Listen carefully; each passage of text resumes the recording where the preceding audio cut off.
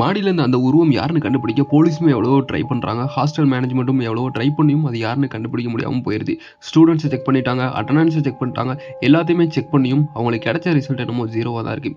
இதை செக் பண்ண ஆரம்பிச்சு கிட்டத்தட்ட 3 வாரம் ஆச்சு. ஆனாலுமே போலீஸுக்கு எந்த ஒரு க்ளூவுமே கிடைக்கல. அந்த டைமில் தான் அந்த ஸ்டேஷனுக்கு நியூவாக ஒரு இன்ஸ்பெக்டர் அப்பாயின்மெண்ட் பண்ணப்படுறாரு. அவர் கைக்குமே இந்த கேஸ் போகுது. அவர் எல்லாத்தையும் எடுத்து பார்க்குறாரு. இது வரைக்கும் என்னென்ன வேலைலாம் செக் பண்ணியிருக்காங்க எல்லாத்தையுமே செக் பண்ணிட்டு இருக்கும் போதும் அவருக்கு என்னடா இது இப்படி பண்ணியிருக்காங்களேன்றது மாதிரி ஒரு விஷயம் தோணுது. ஏன்னா இது வரைக்கும் அங்க இருந்த உருவம் ஸ்டூடெண்ட்ஸ் யாரோ தான் நினைச்சிட்டு இருந்து தேடிட்டு இருந்திருக்காங்க. ஆனா ஸ்டூடெண்ட்ஸ் யாருமே இல்லைன்னா நம்ம தேட ஏரியா தான் தப்புன்னு ஃபர்ஸ்ட் அவர் ஐடென்டிஃபை பண்ணி இது வரைக்கும் கேஸ்ல அந்த மாடியில பார்த்த உருவம் ஸ்டூடெண்ட்ஸ்ல யாரோ ஒருத்தர் தான் அப்படின்னு சொல்லிட்டு தான் கேஸ்ல தேடிட்டும் இருந்திருக்காங்க.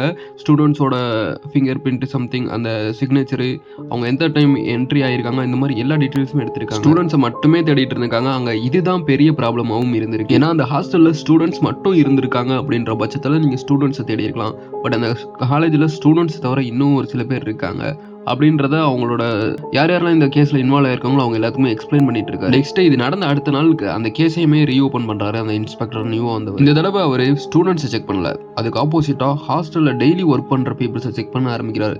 அதாவது அங்கே க்ளீன் பண்ற ஒர்க்ல இருக்கவங்க, அங்கே இருக்க கேன்டீன்ல ஒர்க் பண்றவங்க, நைட் ஷிஃப்ட் பார்க்குறவங்க, மெயின்டெனன்ஸு, அங்கே இருக்க வார்டன் முதற்கொண்டு எல்லாரையுமே அவர் இன்வெஸ்டிகேஷன் பண்ண ஸ்டார்ட் பண்ணுறாரு. இந்த இன்வெஸ்டிகேஷனை ஸ்டார்ட் பண்ணப்போ போலீஸுக்கு இருந்த பெரிய சந்தேகம் எதுக்கு இவங்களை யாருமே சந்தேகப்படலை அப்படின்ற பெரிய கொஸ்டின் மார்க் கூட தான் இந்த இதை கேள்வியுமே அவர் தொடங்குறாரு. இவங்களோட டீட்டெயிலாம் கலெக்ட் பண்ண ஸ்டார்ட் பண்ணுறாரு. ஆனால் என்ன இவங்களுக்கு ப்ராப்பராக எந்த ஒரு டீட்டெயில்ஸுமே கிடைக்கல. ஐ மீன் அந்த ஸ்டூடெண்ட்ஸ் எப்படி ரூமுக்குள்ளே போகும்போது அவங்க எத்தனை மணிக்கு போயிருக்காங்க அப்படின்னு என்டர் பண்ணி போகிறாங்களோ அந்த மாதிரி இவங்களுக்குன்னு ஸ்பெசிஃபிக்காக எந்த டீட்டெயில்ஸுமே கலெக்ட் ஆகலை. அதுவும் இல்லாமல் இவங்க மேலே யாருக்குமே அங்கே இருக்கவங்களுக்கு சந்தேகம் வரல. ஏன்னா அவங்களுக்கு தனி பிளேஸ் கொடுத்துருக்கனால அவங்க ஒர்க் பண்ணுறதா இருந்தாலும் சரி, அவங்களுக்கு தங்குற பிளேஸாக இருந்தாலும் காலேஜ் ஸ்டூடெண்ட் தங்கியிருக்க ரூமுக்கு ஐ மீன் அந்த ஃப்ளாட்டுக்கு வர மாட்டாங்க.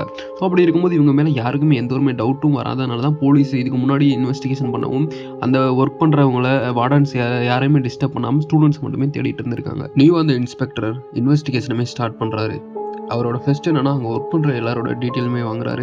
அவங்க ஷிஃப்ட் டைம், டெரஸுக்கு போகிற ஆக்சிஸ் யார் யார்கிட்டலாம் இருக்குது, அமாவாசை அன்னைக்கு நைட்டு அந்த ஃபுட்டேஜ் வந்துட்டு செக் அன்னைக்கு யார் யார் அந்த காலேஜில் ஒர்க் பண்ணியிருக்காங்கன்ற எல்லா டீட்டெயிலுமே அவங்க செக் பண்ணுறாங்க. இதெல்லாம் செக் பண்ண ஸ்டார்ட் பண்ணதும் அவங்களுக்கு நிறைய ஹிண்ட்டும் கிடைக்குது. இதுக்கப்புறம் என்ன நடந்துச்சுன்னு தெரிஞ்சுக்கணும்னு நினச்சிங்கன்னா கமெண்ட்டில் நெக்ஸ்ட் பார்ட்டுன்னு போட்டு விடுங்க. என்னால் முடிஞ்ச வரைக்கும் நாளைக்கு இதோட ஃபுல் வீடியோவை நான் அப்லோட் பண்ண ட்ரை பண்ணுறேன்.